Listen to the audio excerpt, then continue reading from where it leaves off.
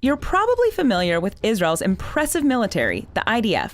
But what about the extensive special forces within it? Tasked with providing protection for Israel's nearly 10 million inhabitants, these units focus on gathering intelligence and operate under extreme conditions in order to keep Israeli citizens safe. But what are some of these secret elite units, and what makes them unique? Militaries around the world covet the following 10 IDF units you may not have heard of.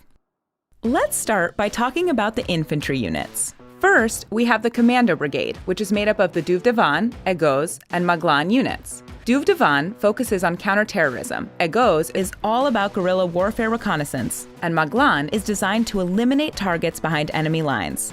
Maglan is known for its especially challenging training, which takes 18 months to complete. Next up, we have Okets, the IDF's K9 unit. This unit trains dogs to help in counter-terror activities, search and rescue missions, sniffing out explosives, and finding people trapped in collapsed buildings. The dogs, and their handlers, also join other units' missions. The preferred dog breed in Okets is the Belgian Shepherd, though they have also used German Shepherds and Rottweilers because these breeds are all less prone to heat stroke under the scorching Israeli sun. The Alpinist unit handles colder climates. This wintry collective treks in mountain and snow warfare, practicing cold weather-specific defense tactics like shooting while skiing and snowmobiling at high speeds. The Alpinist unit trains on the snowy slopes of Mount Hermon in Israel's north, as well as in the Alps. Turning from the ground units to the Air Force, we have Unit 669. This unit focuses on search and rescue missions. The unit's nickname is the Flying Cats because of the unit's emblem, a black cat. Recruits not only go through basic training and medics courses, but they also study scuba diving, rappelling, and parachuting. During the Second Lebanon War in 2006 and Operation Cast Lead in 2008, Unit 669 rescued dozens of injured soldiers who were caught behind enemy lines. They're also regularly called upon to rescue hikers who fall off cliffs and get caught in floods. The Israeli Air Force also has Shaldag, the unit responsible for aerial reconnaissance. The unit's basic training lasts for almost 2 full years, longer than any other unit in the IDF. During the 2014 Israel-Gaza conflict, also known as Operation Protective Edge, Shaldag operatives were instrumental in locating Hamas's notorious tunnels into Israel, showing the unit's strong, on-the-ground intelligence in addition to its aerial intel. In July 2020, it was announced that Shaldag and 669 would become 2 squadrons of the newly formed Special Aerial Forces Wing, Kanaf 7.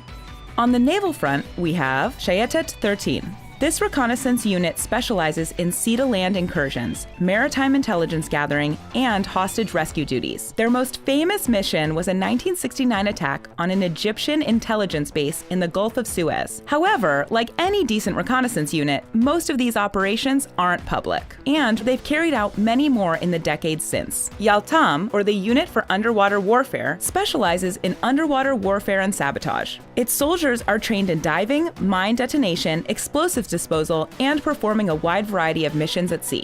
Moving away from the naval front, Sayeret Matkal comes next. Probably the best-known unit, it's considered by many Israelis to be the Harvard of the IDF.